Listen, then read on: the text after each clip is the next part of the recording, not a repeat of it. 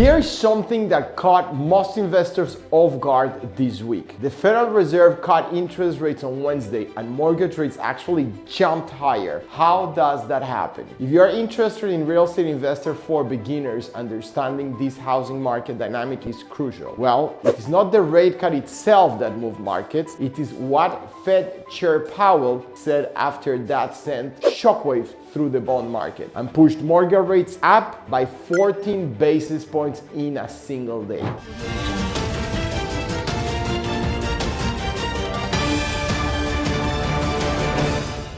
The Fed delivered its second consecutive quarter-point rate cut on Wednesday, bringing the federal funds rate down to a range of 3.75 to 4%. Markets had already priced this in, so no surprise there. But during his press conference, Powell threw cold water on expectations for another December rate cut, saying it is not a foregone conclusion. Far from it. That comment completely shifted investor sentiment and impacted the housing market immediately. Remember, mortgage rates move based on future expectations, not just today's Fed decisions. When Powell signaled the Fed might pause rate cuts, bond yields spiked and mortgage rates followed immediately. This is the second time in a row we have seen this paradoxical reaction. Rates rising after Fed cut. And it is a powerful reminder that the bond market listens very carefully to every word Powell says, especially if you are navigating real estate investing for beginners. Meanwhile,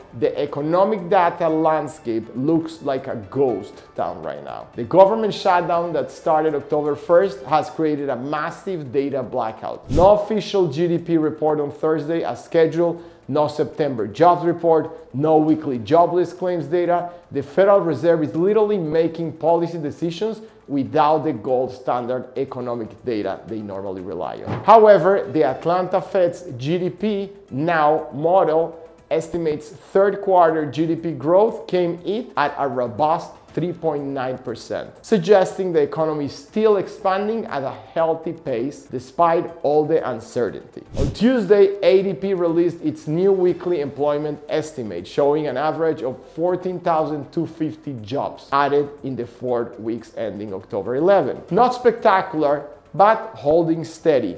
Without official government data, investors and policymakers are flying somewhat blindly, which adds another layer of volatility to the housing market. The Fed has to make Wednesday's rate decision based on incomplete information, private sector estimates, and September's inflation data, which was the only report the government released because it is tied to Social Security cost of living adjustments. Now let's talk about what everybody's real interested in, the interest rates that drive the housing market. This week was a wild ride. The 30-year fixed mortgage rate started at 6.19% and ended at 6.33%. For those exploring real estate investing for beginners, it is important to note that DSCR loans typically run 0.5 to 1% higher than conventional mortgages, putting them in the mid to high sevens. After dropping to 6.13 on Tuesday, rates shot up 14 basis points on Wednesday after Powell's press conference and climbed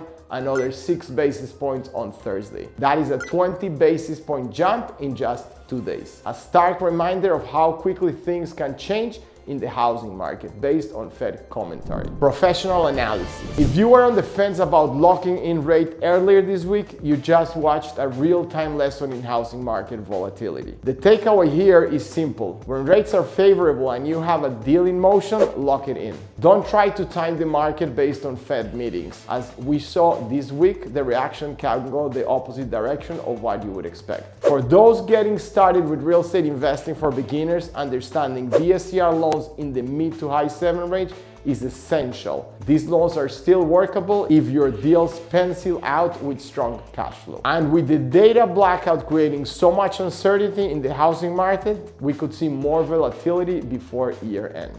And just like that, this is already old news.